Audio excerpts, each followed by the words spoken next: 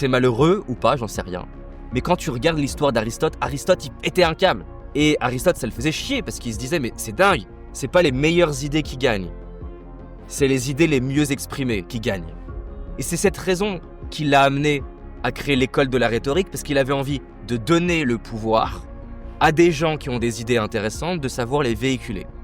Donc la vente, c'est une version appliquée de la psychologie pour devenir riche.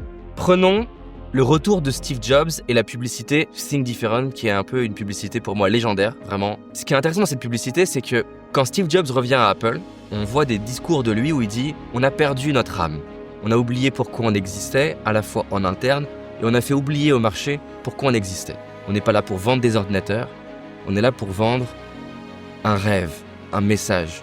On est là pour vendre des croyances, un ADN. » Et donc, au lieu de parler des caractéristiques techniques du dernier Mac, la pub, elle est concentrée uniquement pour mettre en avant des figures qui sont légendaires. Albert Einstein, Martin Luther King, Richard Branson, Gandhi. La pub, elle te rend émotionnel. Et en fait, ça crée une association émotionnelle entre la marque et le Mac. Et donc, c'est ce qui fait qu'inconsciemment, quand tu vois cette publicité, vu que tu es touché, si tu résonnes avec les valeurs présentées par la publicité, tu vas créer une association émotionnelle qui est plus forte avec Apple.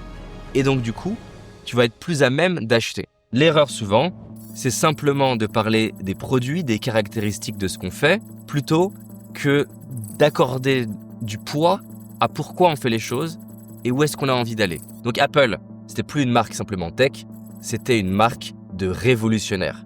Et donc ça, c'est intéressant parce que tu pourrais dire « Ah oui, mais c'est que Apple ». Mais en fait, quand tu présentes tes idées, est-ce que tu les présentes avec une métaphore, avec des exemples,